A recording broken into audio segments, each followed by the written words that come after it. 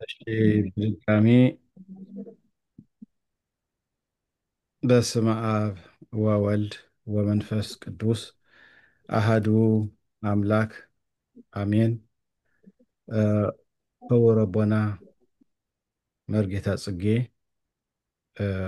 ከምኡ እውን ኣብዚ ጉባኤ እዚ ዘለኹም ሊቃውንተ ቤተ ክርስቲያን ኣቦታተይ ኣሓተይን ኣሕዋተይን ብክርስቶስ ሰላም ከመይ ውዒልኩም ከመይ ቀኒኹም ከመይ ኣለኹም ከከም ሰዓት ኣቆፃፅራኹም እግዚኣብሔር ኣምላኽ እዛ ሰዓት እዚኣ ባሪኹ ቀዲሱ ስለ ዝሃበና ክብርን ምስጋናን ውዳሴን ኣምልኮን ንኣምላኽና ንእግዚኣብሔር ይኹን።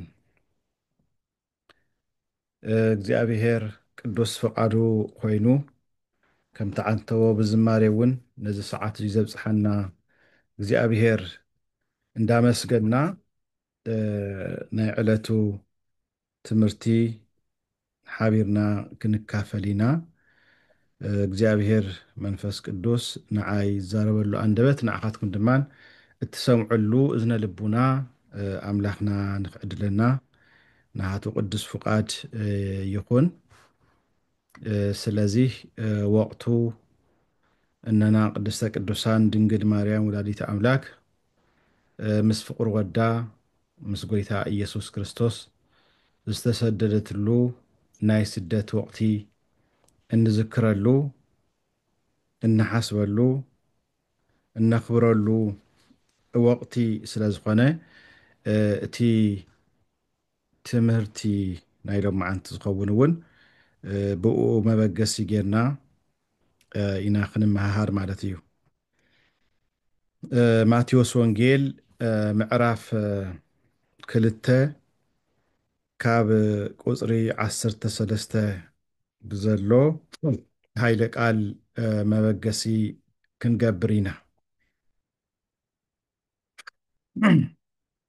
ማቴዎስ ወንጌል ምዕራፍ 2 ስደት ናብ ግብፅን ቅትለት ህፃናትን እዩ ዝብል ጎይታና ኣምላኽና መድሓኒና ኢየሱስ ክርስቶስ ንዓና ንኸድሕን ደቂ ሰባት ሰብ ኮይኑ ካብ ቅድስተ ቅዱሳን ድንግል ማርያም ወላዲተ ኣምላክ ካብ ስጋኣ ስጋ ካብ ነፍሳዊ ነፍሲ ወሲዱ ሰብ ኮይኑ ዓለም ንኸድሕን ናብዛ ዓለም ክመፅእ እንከሎ ዓለም ክንብል እንተለና ንሕና ደቂ ሰባት ማለት እዩ። ካፍቶም ዝተቐበሎም መከራ ሓደ ስደት እዩ። ስለዚ ካብ ፍቅዲ 13 ጀሚሩ ከምዚ ዝብል ቃል ኣሎ ምዕራፍ 2 ማቴዎስ ወንጌል ንሳቶም ምስ ከዱ ከዓ መልአኽ እግዚኣብሔር ንዮሴፍ ብሕልሚ ተረኣዮ ሄሮድስ ነዚ ህፃን ክቐትሎ ይደሊ ኣሎ እሞ ተስእ ነዚ ህፃንን ንንኡን ሒዝካ ናብ ግብፂ ህደም ክሳዕ ዝነገረካ ከዓ ኣብኡ ፅናሕ በሎ። ስለዚ እቲ ርእስና እንገብሮ ተንስእ ነዚ ህፃንን ንንኡን ሒዝካ ናብ ግብፂ ህደም ዝብል እዩ ዝኸውን። ስለዚ መፅሓፍ ፀሓፍቲ ኩሉ ግዜ ብጥንቃቄ እዮም ዝፅሕፍዎ። ነዚ ህፃንን ንንኡን ናይ ኦርቶዶክስ ተዋህዶ ቤተ ክርስቲያን ኩሉ ግዜ ጎይታ ኢየሱስ ክርስቶስ ክፅዋዕ እንተሎ እንኡ ቅድስተ ቅዱሳን ድንግል ማርያም ወላዲተ ኣምላክ ፈሊና ንሪአን ኢና። ንሃቱ መገልገልቲ ዝኾኑ ቅዱሳን እውን ኩል ግዜ ንሃቱ መገልገልቲ ስለ ዝኾኑ ንሃቱ መልእኽቲ መተሓላለፍቲ ስለ ዝኾኑ ኩሉ ግዜ ንሳቶም እውን ነድዕሎም ኢና። ስለዚ እቲ ፀሓፊ ቅዱስ ማቴዎስ መንፈስ ቅዱስ ብመንፈስ ቅዱስ እንዳተቃነየ ካብ ዝፀሓፎ ጽሑፍ መበገሲ ጌርና ኢና ንኸይድ። ዮሴፍ ድማ ተሲኡ ነዚ ህፃንን ንንኡን ሒዙ ብለይቲ ናብ ግብፂ ኸደ። እቲ እግዚኣብሔር ብነቢይ ንወደይ ካብ ግብፂ ፀዋዕኽዎ ዝበሎ ምእንቲ ክፍፀም ድማ ሄሮድስ ክሳዕ ዝመውት ኣብኡ ፀንሐ። ክሳብዚ ይኣኽለና እዩ። ስለዚ ኣብዚ ርእሲ እዚ ኢና ሎማዓንቲ ንዘራረብ ወይ ድማን ንምሃሃር ማለት እዩ። ስለዚ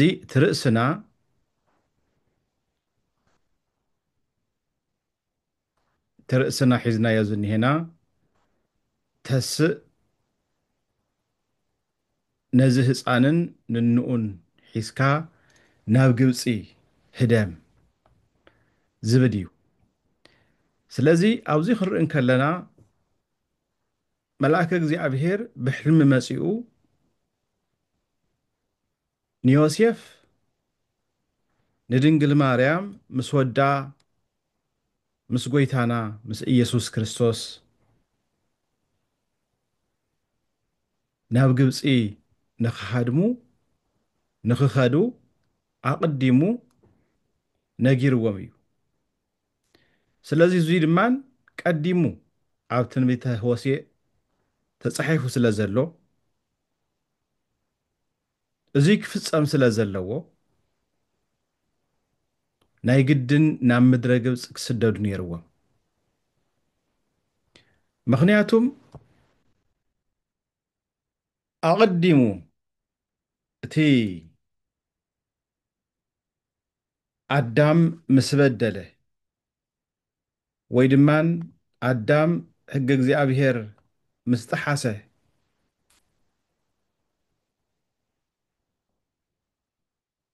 ኣብ ኦሪት ዘፍጥረት ምዕራፍ 3 ክንርኢ ከለና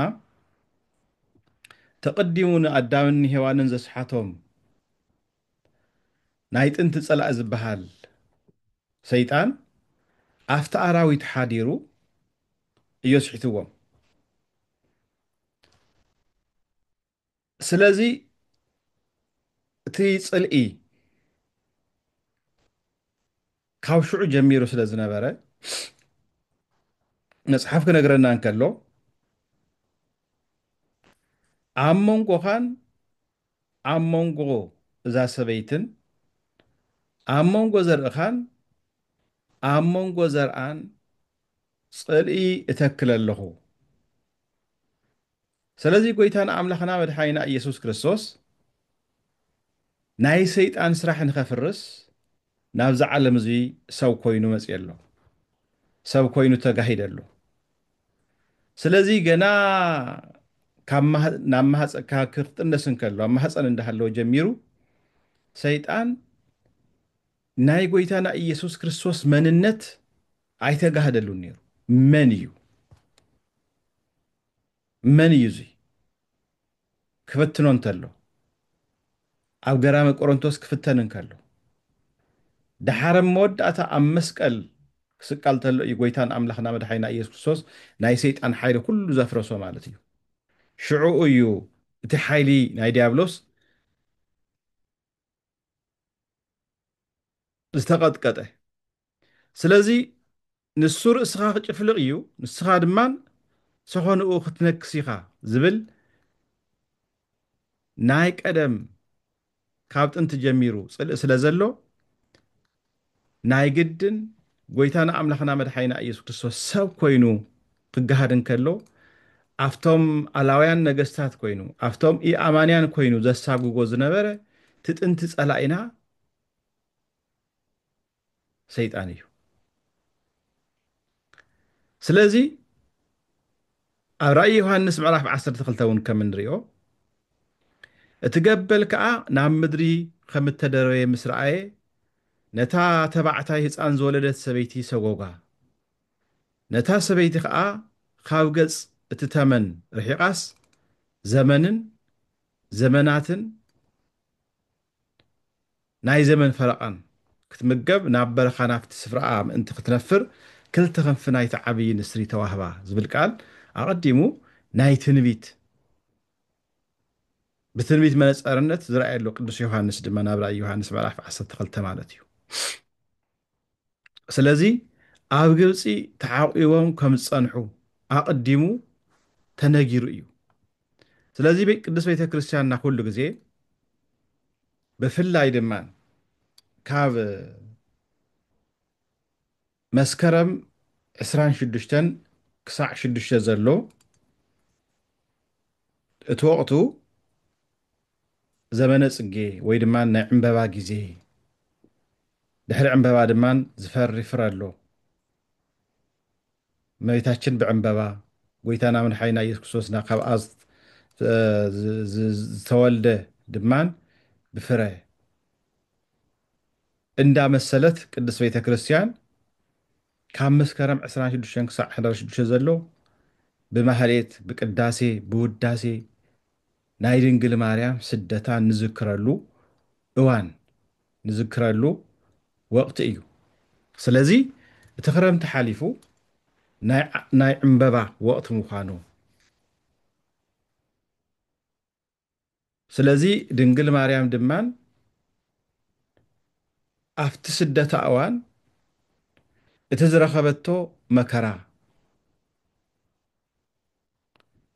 ጎይታና ኣምላኽና መድሓኒና ኢየሱስ ክርስቶስ ሒዛ ክስደት ተላ ድማን እንሆ ኣብ ግብፂ ዝነበሩ ጣዖታት ከም ዝፈረሱ እዙይ ድማ እንታይ ማለት እዩ?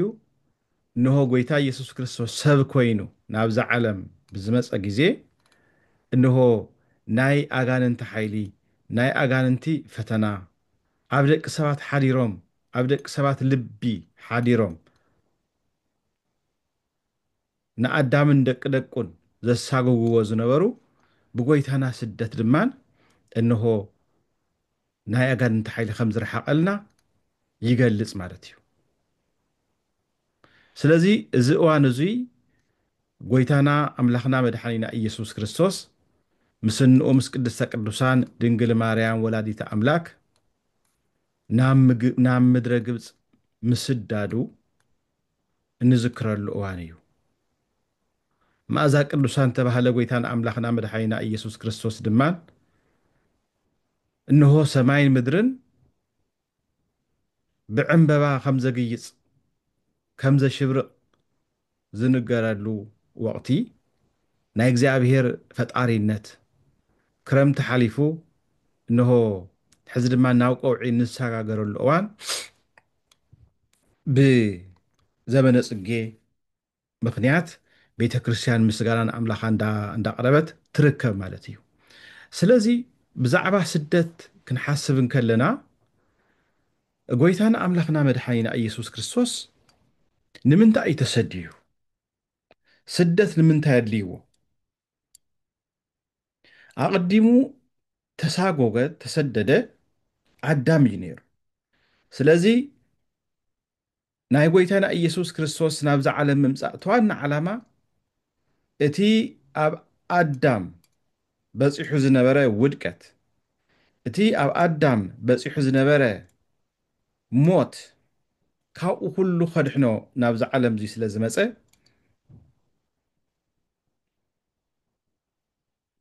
ኣዳም ምስ በደለ ጎይታና ኣምላኽና መድሓኒና ኢየሱስ ክርስቶስ ደልይዎ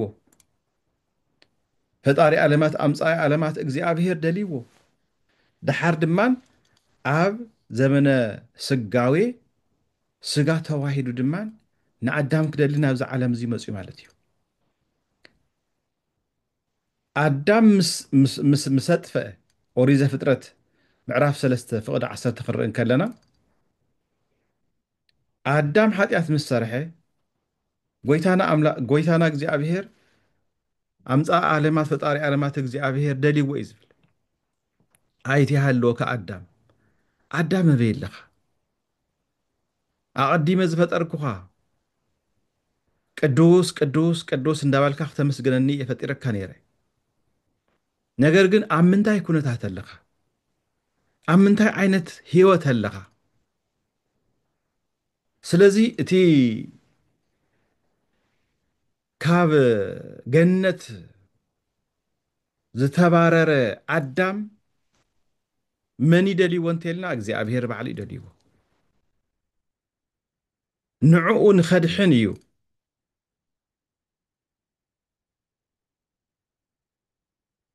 ድሕሪ 5 መዓልትን ፈረቓን ካብ ጓልጓልካ ተወሊደ ከድሕነካ እየ ዝብል ናይ ትንቢት ቃል ዝተነገሮ ስለዚ እቲ መጻጽኡ ንዓና ድሕነት ስለ ዝኾነ እቲ ተሰደደ ኣዳም ንኽመልስ ጎይታና ኣምላኽና መድሓይና ኢየሱስ ክርስቶስ ድማ ተሰዲዱ ማለት እዩ ተመልከቱ ቅዱስ ያሬድ እውን ኢየሱስ ስዱድ ተስፋሆሙ ለስዱዳን እንሆ ጎይታ ኢየሱስ ክርስቶስ ናይቶም ተሰደዱ ተስፋ ስለ ዝኾነ ተሰዲዱ ንዓና ክደሊ ካብቲ መንበሩ ካብ ሰማያ ሰማያት ካብ ድንግል ማርያም ተወሊዱ መጺኡ ኣዲሒኑና ኣዳም ኩልና ደቂ ኣዳም ስለ ዝኾንና እግዚኣብሔር ሕዚ እውን ኣይቲሃለካ ኣዳም ዓበይ ኣለኻ ኣዳም ዝተባህለ ደቂ ወዲ ሰብ ማለት እዩ ጠቕላላ ንሕና ኣብ ምንታይ መንባብሮ ኣለና ኣብ ምንታይ ህይወት ኣለና ኣብ ምንታይ ዓይነት ናይ ህይወት ከይዲ ኣለና ስለዚ እግዚኣብሔር ኣምላኽ ኩሉ ግዜ ዝደልየና እግዚኣብሔር ኣምላኽ ኣብ ዝተጸገምናሉ ኣብ ዝተሸገርናሉ ኣብ ዘለናሉ ቦታ ኣብ ስደት ዓለም መጺና እኳ እግዚኣብሔር የገደፈና እግዚኣብሔር ይሓደገና ቤተ እስራኤል ብዝተፈላለየ እዋን ናብ ዝተፈላለየ ዓዲ ብስደት ክኸዱ ከለዉ ንነቢያት ሓቢሮም ይስደዱ ነይሮም ኣቦታትና ክነገሩና እንተለዉ ናይ መጽሓፍቲ መተርጉማን ነቶም እስራኤላውያን ክብድሉ እንተለዉ ይስደዱ ነይሮም ስለዚ ነቶም ቅዱሳን ነቢያት ንምንታይ ይስደዱ ነይሮም እንተተባህለ ኣብ ስደቶም ግዜ እግዚኣብሔር ስለ ዘይረስዖም ኣብ ስደትና ግዜ እግዚኣብሔር ስለ ዘይረስዐና ንህዝቡ ስለ ዘይገድፍ ኣብ ዘለዎ ስፍራ እንዳኸደ ድማ እግዚኣብሔር ይደልዮም ነይሩ በገልገልቱ ሓዲሩ ብነቢያት ሓዲሩ ብቅዱሳን ሓዲሩ ናብ መገዲ እግዚኣብሔር ንኽምለሱ ኩሉ ግዜ መልእኽተኛታት የልእኽ ነይሩ እግዚኣብሔር ሎም እውን ንዓና ዝተፈላለየ መምህራን ዝተፈላለዩ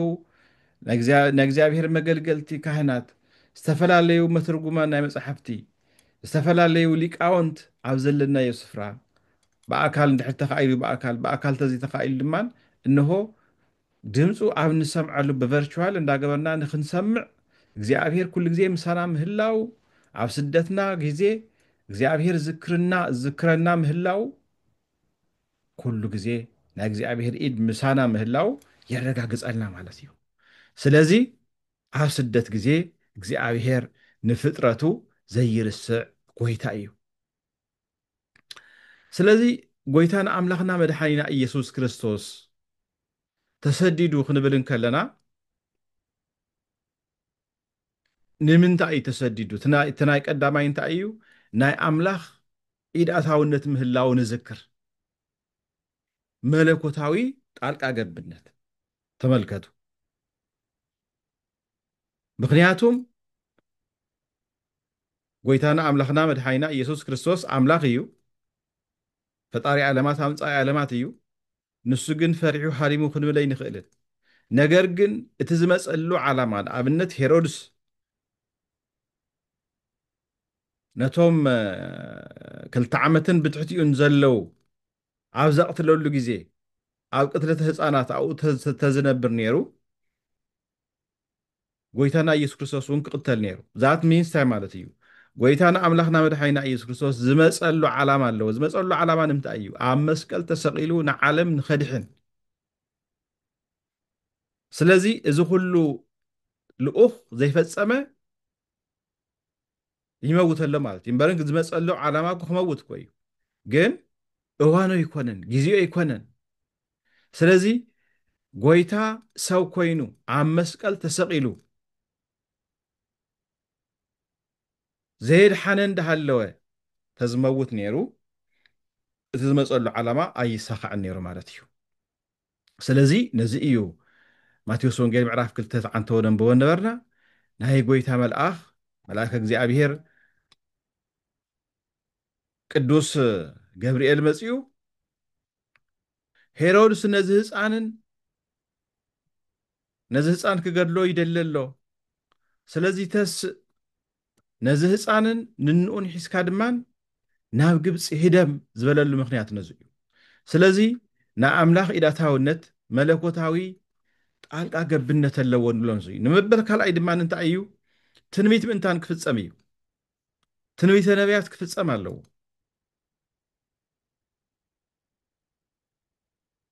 ምስ ማቴዎስ ወንጌል ምዕራፍ 2 ተመሳሳላይ ዝኾነ ትንቢተ ሆሴዕ ምዕራፍ 11 ፍቕዲ 1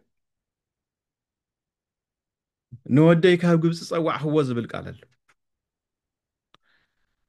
እዚ ክብል ተሎ እቲ ንግዚኡ እስራኤላውያን ኣብ ግብፂ ኣብ ባርነት ቀንበር እንዳሃለው ኣብ ትሕቲ ባርነት እንዳሃለው ባሮት ኮይኖም ምግዝኦም ዘመልክት ኮይኑ ፍጻሚኡ ግን ጎይታ ኢየሱስ ክርስቶስ ንእስራኤል ጥራሕ ዘይኮነስ ንመላእ ዓለም ምድሓኑ ዝገልጽ ናይ ትንቢት ቃል እዩ ስለዚ ትንቢተ ነቢያት ክፍጸም ስለ ዘለዎ ጎይታና ኣምላኽና መድሓኒና ኢየሱስ ክርስቶስ ናብ ግብፂ ምስዳድ ኣድልይዎ ካሊእ ግብፂ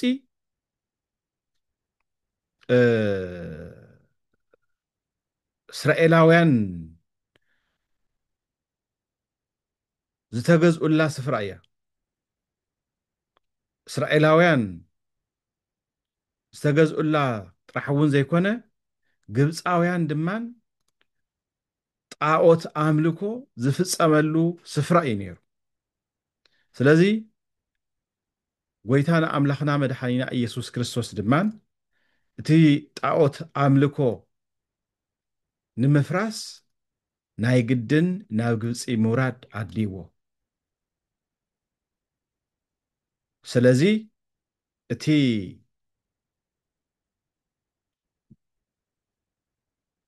ጣዖት ዝበሃል ዘሎ ሕዚ እውን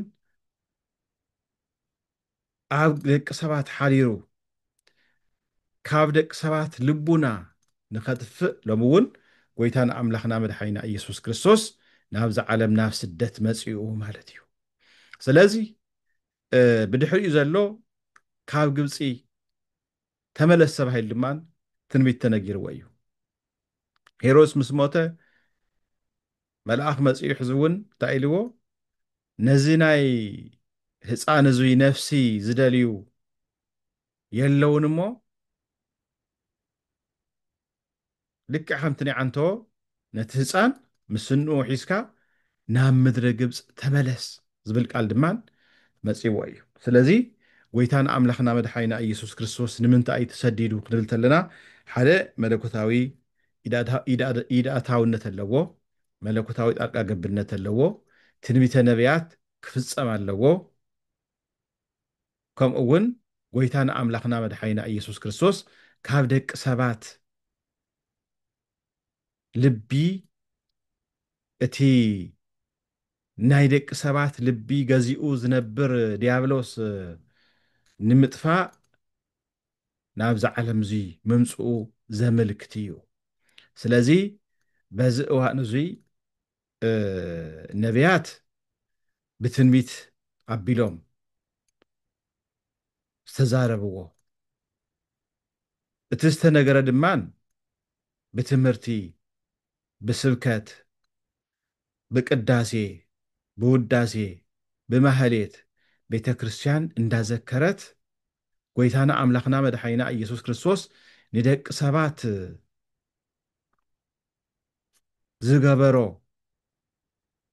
ዘሕለፎ ፀዋትዎ መከራ ዘሕለፎ መከራ ዘሕለፎ ስቃይ ዘሕለፎ ስደት እንዳዘከረት ቤተ ክርስቲያን ኣምላኽና ተመስግን ማለት እዩ ካሊእ ብዛዕባ ስደት ክንዛረብ እንተለና ሰባት ንምንታይ እዮም ዝስደዱ ሰባት ብተፈላለየ መገዲ ክስደዱ ይኽእሉ እዮም ካብ ዓዶም ክወፁ ይኽእሉ እዮም መብዛሕትኡ ኣብ መፅሓፍ ቅዱስ እንድሕር ዳሪእና ኮይና እስራኤላውያን እንድሕር ንእግዚኣብሔር ዘይተኣዘዙ ኮይኖም ሓጢኣት ክሰርሑ እንተለዉ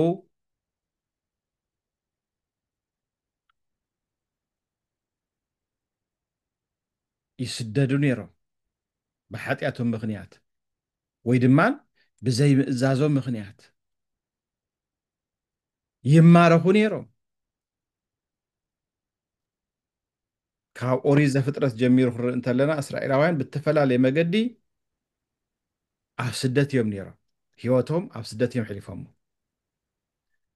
ካሊእ ሰባት ዘይፍትሓዊ ምሕደራ እንድሕር ሃልዩ ኣብ ዓዶም ሙስና እንድሕር ደኣ ተስፋሕፊሑ ኮይኑ ክነብሩ እንተዘይክኢሎም ካብ ዓዶም ክወፁ ይኽእሉ እዮም፣ ክስደዱ ይኽእሉ እዮም። ገገሊኦም ድማን ሃይማኖት ንምስፍሕፋሕ ምስ እግዚኣብሔር ንምርኻብ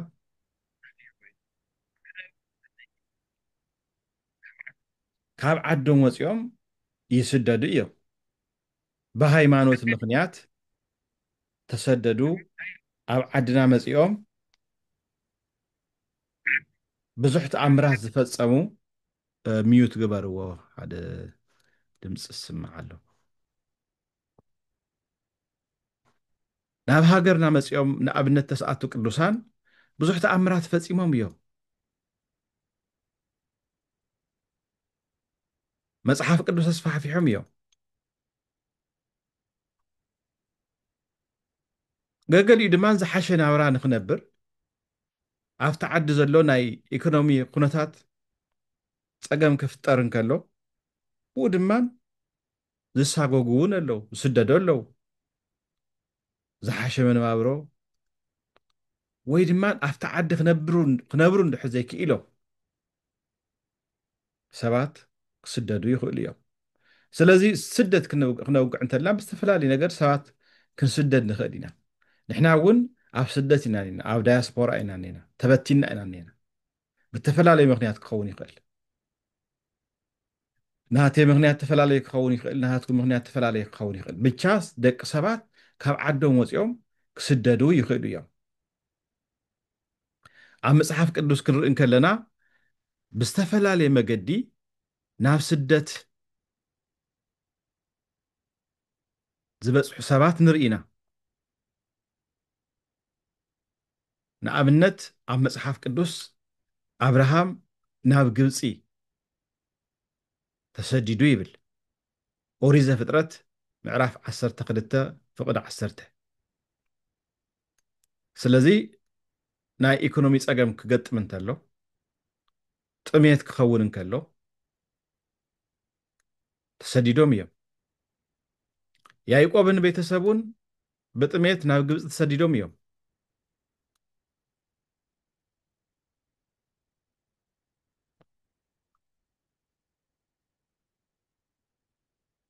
ብሃይማኖት ምክንያት ድማ ተሰድዶ ኣለዉ። ብሃይማኖት ምክንያት ካብ ዓዶም ወፂኦም ብፍላይ ድማ ኣብ ሓምሻይ ክፍለ ዘመን ኣብ ዝነበረ ኣብ ናይ ኬልቄዶን ጉባኤ ቤተ ክርስቲያን ንክልተ ምስ ተኸፈለት፣ ምክንያቱም ሰለስተ ዓበይቲ ጉባኤያት ንቕበል ኢና ንሕና። ጉባኤ ኒቅያ ብ325 ተገበረ፣ ብ381 ብ431 ተገብሩ ጉባኤያት እዚኦም ሰለስቲኦም ዓለም ለኸ ኢኩሜኒካል ካውንስል ዝበሃሉ ናይ ቁስጥንጥንያ ናይ ኤፌሶን እዚኦም ቤተክርስትያናት ትቕበል እያ። እቲ ራብዓይ ጉባኤ ዝነበር ግን ጉባኤ ከላባት ተባሂሉ ዝፅዋዕ ናይ ኬልቄዶን ጉባኤ ብ451 ዘይትቕበሎ ጉባኤ እዩ። ኦርቶዶክሳውያን ናይ ኦርቶዶክስ ተዋህዶ ቤተክርስትያን ሊቃውንት ተሳጎጉሉ እኒ ቅዱስ ዲዮስቆሮስ ኣስናኖም ዝረገፈሉ ጭሕሞም ዝተነፀየሉ እዋን እዩ ነይሩ። ስለዚ እዞም 9 ቅዱሳን ድማን ናይ ኬልቄዶን ጉባኤ ካብ ዘይቕበሉ ኣቦታት መንጎ ስለ ዝነበሩ ኣብቲ ዓዶም ብሰላም ክነብሮ ይከኣሉን ብሰላም ሃይማኖቶም ከስፋሕፍሖ ይከኣሉን ድሓር ግን ናብ ሃገርና መፂኦም ማለት እዩ ኣብ ሃገርና መፂኦም ድማ ምንም እኳ ደኣ ኣብ ዓድና ዘይተወልዱ ይኹኑ እምበርን ኣብ ዓድና መፂኦም ግን ካባና ብላዕሊ ብዙሕ ዓይነት ስራሕቲ ሰሪሖም እዮም መንፈሳዊ ተቋማት ተኺሎም እዮም ክርስትና ብዝግባእ ሰቢኾም ኣስፋሕፊሖም እዮም መፅሓፍ ቅዱስ ናብ ግእዝ ቋንቋ ተርጊሞም እዮም ብኒ ቅዱስ ፍሬምናጦስ ተጀሚሩ መብዛሕትኡ መፅሓፍቲ እኳ ተፃሒፎም ተነበሩ እቶም ተወዲኦም ተተርጊሞም ዘይተወድኡ መፅሓፍቲ ኣብ ምትርጓም ዓብይ ዝኾነ እጃም ገይሮም እዮም ክመፁ እንተለው ድማ ብግብፂ ሓሊፎም ስለ ዝመፁ ኣብ ግብፂ ድማ ናይ ጳኩሚስና ናይ መቃርስ ትምህርቲ ተማሂሮም ስርዓተ መንኩስና ናይ ገዳማዊ ህይወት ባህሊ እዚ ኩሉ ሒዞም ዝመፁ ተስኣቱ ቅዱሳን እዮም ንኣብነ ኣረጋዊ ንኣቡነ ገሪማ ንኣባይ ማእታ ንኣባ ፅሕማ እዚኦም ትሽዓተ ቅዱሳን ዝበሃል ብምልኦም ናብ ቤተ ክርስቲያንና ዓብይ ኣስተዋፅኦ ገይሮም ዝገበሩ ብስደት ዝመፁ እዮም እና ኣቡነ ገብረ መንፈስ ቅዱስ እውን ካብ ግብፂ ዝመፁ መብዛሕትኦም ትሽዓተ ቅዱሳን ደቂ ነገስታት እዮም ነይሮም ኣብ ምድራዊ ዝነበሮም ሂወት ዝተመቻቸወ ናብራ እዩ ነይርዎም ነገር ግን ንኩሉ ገዲፎም ንክርስቶስ ዝሰዓቡ ስለ ዝነበሩ ሂወቶም ንእግዚኣብሔር ሂቦም ዘሕለፉ ስለ ዝነበሩ ስለዚ ብስደት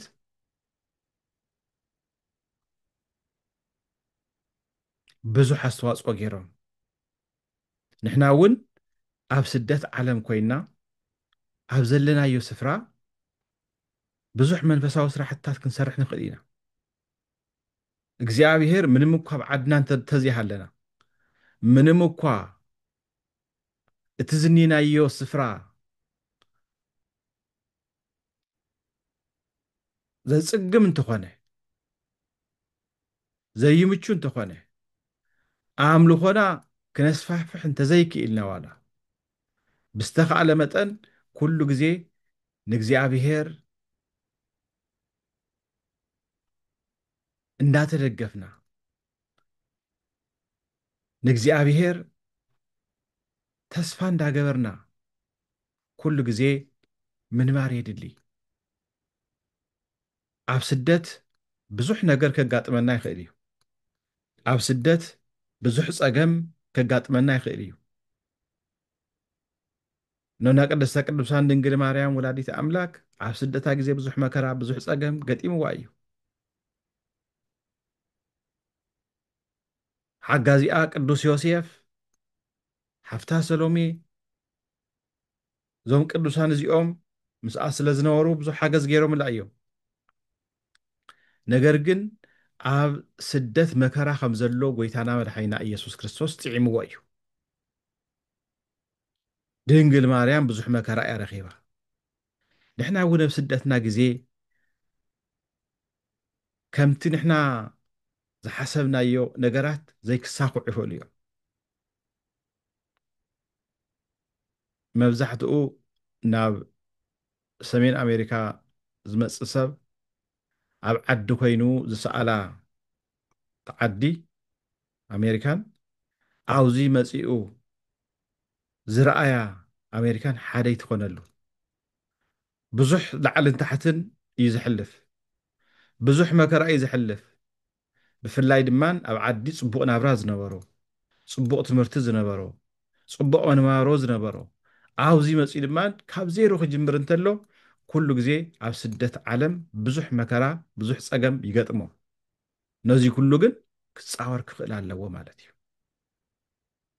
ንሕና እውን ኣብ መከራና ግዜ ጎይታና ኢየሱስ ክርስቶስ ከም ዝጠዓሞት መከራ ንሱ ከም ዝነገረና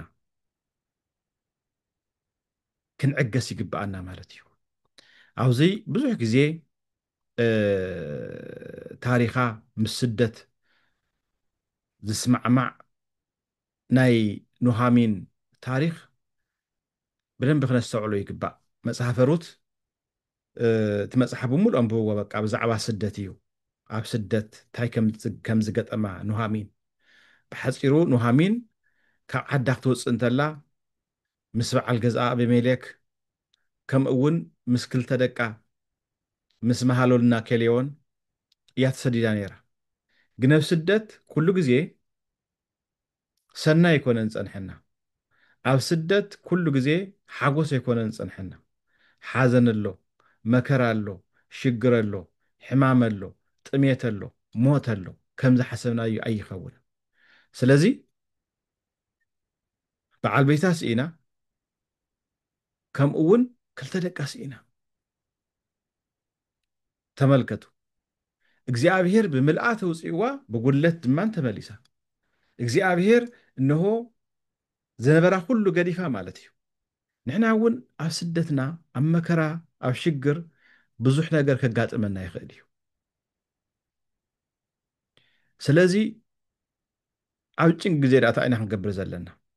ኣብ መከራ ግዜ ዳ እንታይ ኢና ክንገብር ዘለና? ልክዕ ከም ኑሃሚን ማለት እዩ። ኣብ ስደት ሽግር ከጋጥም እንተሎ ፀገም ክፍጠር እንከሎ ኩሉ ግዜ እግዚኣብሔር ምሳና ምህላው ምርግጋፅ የድልየና። እግዚኣብሔር ምሳና ስለ ዝኾነ ድማን እግዚኣብሔር ተስፋና ምዃኑ ክነስተውዕል ይግባአና። ቅዱስ ዳዊት ኩሉ ግዜ ብእግዚኣብሔር ይሕጎስ ነይሩ። ብእግዚኣብሔር ተስፋ ይገብር ነይሩ። መዝሙረ ዳዊት መዝሙር 117 ብቕንደት 118 ፍቕዲ 5 ኣብ ዝጨነቐኒ ግዜ ይብል ቅዱስ ዳዊት እግዚኣብሔር ፀዋዕኽዎ፣ ንሱ ድማን ሰምዓኒ።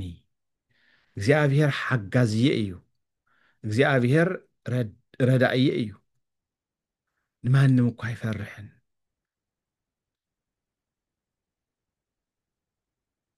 ስለዚ ተስፋ ኣብ እግዚኣብሔር እዩ።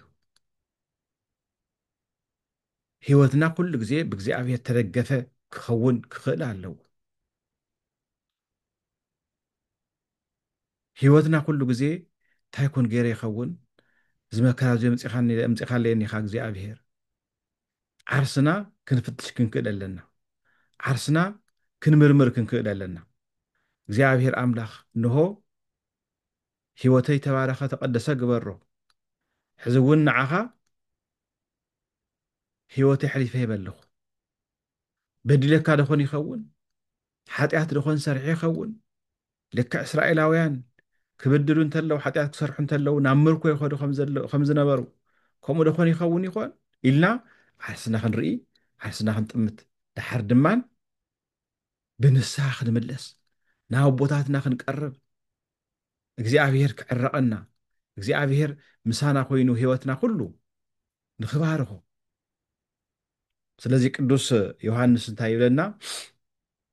ቀዳማይ ዮሃንስ ምዕራፍ 1 ፍቕዲ 8 ሓጢኣት የብልናን እንተበልና ዓርስና ኢና ንስሕት ዘለና፣ ሓቂ እውን ኣብ ውሽጥና የለን። ነገር ግን ብሓጢኣትና እንድሕር ደኣ ንናዘዝ ኮይንና ሓጢኣትና ይቕረ ክብለልና ካብ ዓመፃ ኩሉ እውን ናፃ ከውፀአና እሙን ፃድቕ ጎይታ ኣለና ይብል። ሓጢኣት ኣይገበርናን እንድሕር ደኣ ንብል ኮይንና ግን ንእግዚኣብሔር ሓሳዊ ንገብሮ ኣለና፣ ቃል እውን ኣብ ውሽጥና የለን ይብል። ስለዚ መብዛሕትና ሰባት ተመለስ፣ ናብ እግዚኣብሔር ቅረብ፣ ተነሳህ ክበሃል ተሎ ዋ እንታይ ትፈልጠለይ ሓጢኣት ኣለካ ድዩ? እንታይ ዶ ሓጢኣት ሰሪሐ ነይረ እየ ኣነ ቀሺ ዶ ቀቲለ እየ ዝብል ሰብ ኣለዎ። ነገር ግን ሰብ ብእግዚኣብሔር ኣርኣያን ኣምሳልን ተፈጥረ ኩሉ ግዜ ካብ ሓጢኣት ነፃ ኣይኮናን። ኣቦታትና ኑዛዝ ይኽቡ እንተለው ብሃልዮ በገቢር በነቢብ ይብሉ፣ ብምስራሕ ብምዝራብ ከምኡ እውን ብሃልዮ ብሓሳብ። ካብ ሓሳብ ነፃ ዝኾነ የለን። ብጀካ እነሆና ቅድስተ ቅዱሳን ድንግል ማርያም ወላዲተ አምላክ ማለት እዩ። ስለዚ ኩሉ ግዜ እግዚኣብሔር ተስፋ ምግባር ብንስሓ ድማን እንሆ ናብኡ ምቕራብ የድሊ ናይ እግዚኣብሔር ፍጹም ፍቕሪ ምዝካር የድሊ። እግዚኣብሔር ፍቕሪ እዩ። እግዚኣብሔር ንዓይ ኣየጥፍአንን እዩ። እግዚኣብሔር ኩሉ ግዜ ምሳይ እዩ። እግዚኣብሔር ፀግዐ እዩ። እግዚኣብሔር ዕርደ እዩ ኢልና ናይ እግዚኣብሔር ፍቕሪ ክንዝክር ይግብኣና። ትንቢተ ኤርምያስ ምዕራፍ 31 ፍቕዲ 3 እግዚኣብሔር ካብ ርሑቕ ተገለጸለይ ይብል። ከምዚ ድማ ነበለኒ ብፍጹም ፍቕረይ ፈትየካ ኣለኹ። ስለዚ እግዚኣብሔር ብቸርነቱ ንዓና ዝስሕበና ብፍቕሩ ናብኡ ዝመልሰና እግዚኣብሔር ምዃኑ ምዝካር የድልየና። ስለዚ ልክዕ ከም ኑሃሚን ብዙሕ ነገር ክነጥፍእ ንኽእል ኢና። ብዙሕ ነገር ክጎድለና ይኽእል እዩ። ብምልኣት ወፂና ብጉድለት ክንነብር ንኽእል ኢና። ንብረትና ክዝረፍ፣ ዝሓዝናዮ ነገር ክንስእን፣ ውላድና ክንስእን፣ ወለድና ክንስእን ንኽእል ኢና። ነገር ግን ኩሉ ግዜ ተስፋ ኣብ ኣምላኽ ምግባር የድሊ።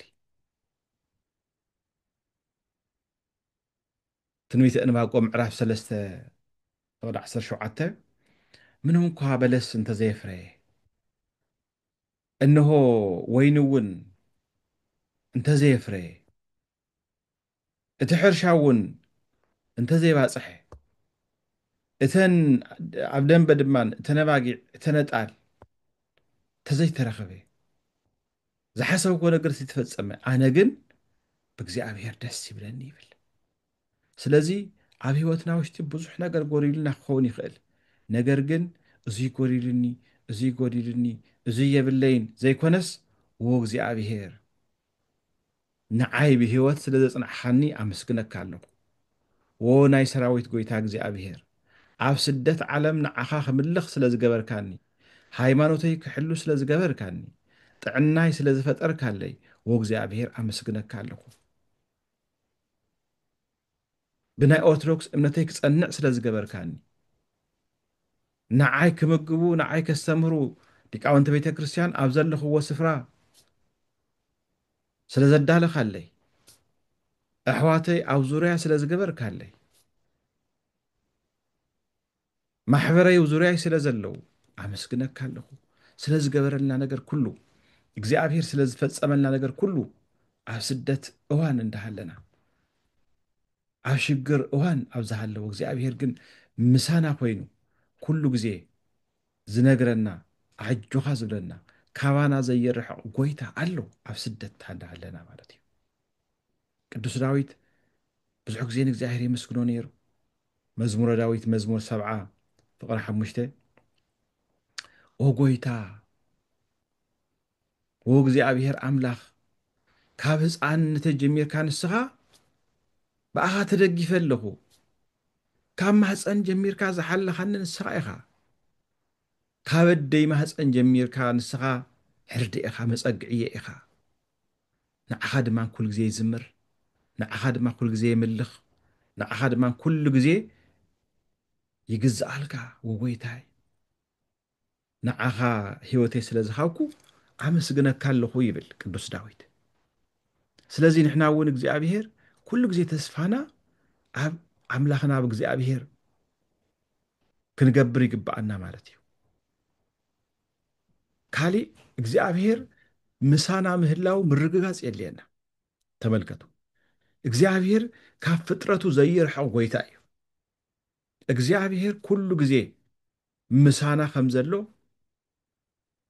ብነገራት ኩሉ ዝሕግዘና ብነገራት ኩሉ ዝረድአና ንሱ ምዃኑ ምምስጋን የድሊ፣ ምምስካር የድሊ። ክንፈርሕ የብልናን። ኢሳይያስ ኣብ ትንቢተ ኢሳይያስ ምዕራፍ 41 ፍቕዲ 10 ጀሚሩ እንታይ ዝብል ቃል ኣሎ? ኣንታ ካብቲ ማእዝን ጀሚረ ዝፀዋዕኹኻ ባርያይ ንዓኻ መሪፀካ ኣለኹ። ኣነ ምሳኻ እየ እሞ ኣይትፍራሕ፣ ኣነ ኣምላኽካ እየ እሞ ኣይትርዓድ ኣይትሸበር፣ ከብርትዐካ እየ፣ ክረድአካ እየ፣ ክሕግዘካ እየ። ኣነ ካባኻ ኩሉ ግዜ ኣይፍለን ዝበለ ጎይታ ምሳና ምህላው ምርግጋፅ የድሊ። ንሱ ለይትን ቀትርን ንዓና ዝባረኸና ጎይታ ምዃኑ ክንርስዕ ኣይግባአናን። ስለዚ ኣብ ስደትና ኣብ ሽግርና ግዜ እግዚኣብሔር ምሳና ምህላው ክንጠራጠር የብልና። እግዚኣብሔር ምሳና ስለ ዝሃለወ እዩ ድማ ኩሉ ግዜ ካብ መገዱ ንኸይንወፅእ ካብ ፍቓዱ ንኸይንርሕቕ ኣብ ዘለናዮ ስፍራ እግዚኣብሔር ቤተ እግዚኣብሔር ይተኽለልና። ኣብ ዘለናዮ ስፍራ ካህናት ይልእኸልና። ኣብ ዘለናዮ ስፍራ እንሆ ብቓሉ ንኽንጽናዕና ይገብረና። እግዚኣብሔር ኩሉ ግዜ ምሳና ስለ ዘሎ፣ እግዚኣብሔር ኩሉ ግዜ ንዓና ዝሕብሕብ ኣምላኽ ስለ ዝኾነ ሓንቲ ቃል ክነንብብ እሞ ክነጠቓልልና ማለት እዩ። ኤፌሶን ምዕራፍ 6